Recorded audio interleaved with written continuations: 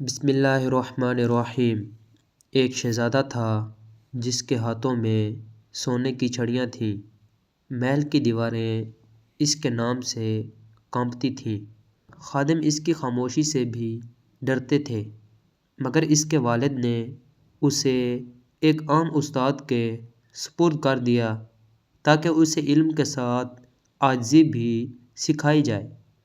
استاد ایک سادہ مزاج، خاموش طبیعت انسان تھا، جس کے پاس نہ دولت تھی نہ روب، صرف علم تھا اور کردار۔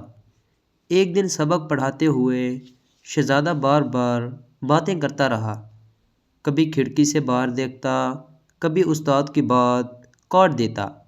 استاد نے پہلے سمجھایا، پھر تنبیہ کی، مگر شہزادہ اپنی انا میں مست رہا۔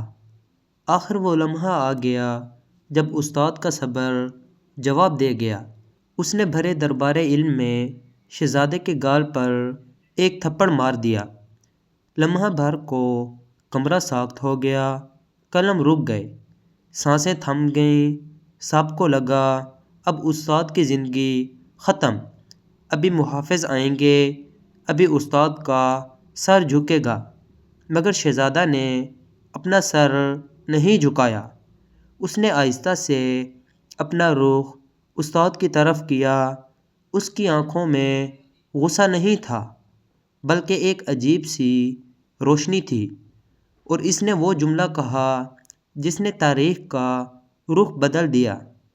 اس نے کہا، استاد، یہ تھپڑ اگر میرے باپ نے مارا ہوتا تو میں خاموش رہتا، اگر کسی دشمن نے مارا ہوتا تو میں بدلہ لیتا، مگر چونکہ یہ تھپڑ علم کے ہاتھ سے پڑا ہے، اس لیے میں اسے اپنے غرور کے جنازے کے طور پر قبول کرتا ہوں۔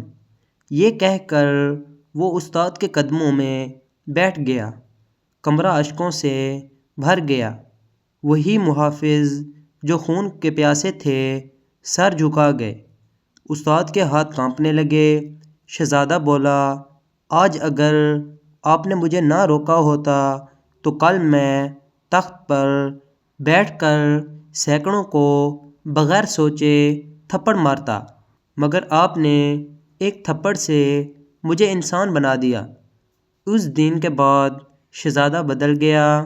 وہی زبان جو حکم دیتی تھی اب سوال کرتی تھی، وہی آنکھیں جو حکمراں تھیں اب سیکھنے والی بن گئیں۔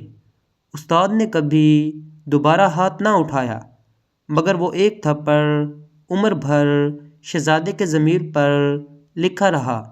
سالوں بعد جب وہی شہزادہ بادشاہ بنا تو اس نے سب سے پہلا حکم یہ دیا کہ میرے استاد کو میرے برابر تخت پر بٹھایا جائے، کیونکہ جس نے مجھے جھکنا سکھایا وہ مجھ سے بڑا ہے۔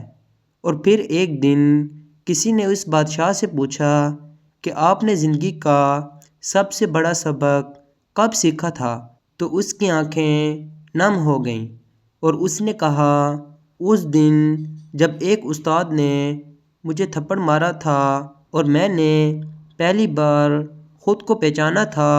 اور یہاں کہانی ختم نہیں ہوتی، کیونکہ سوال اب یہ ہے کہ اگر آج وہ استاد خاموش رہ جاتا تو کیا یہ دنیا ایک ظالم بادشاہ سے بچ پاتی؟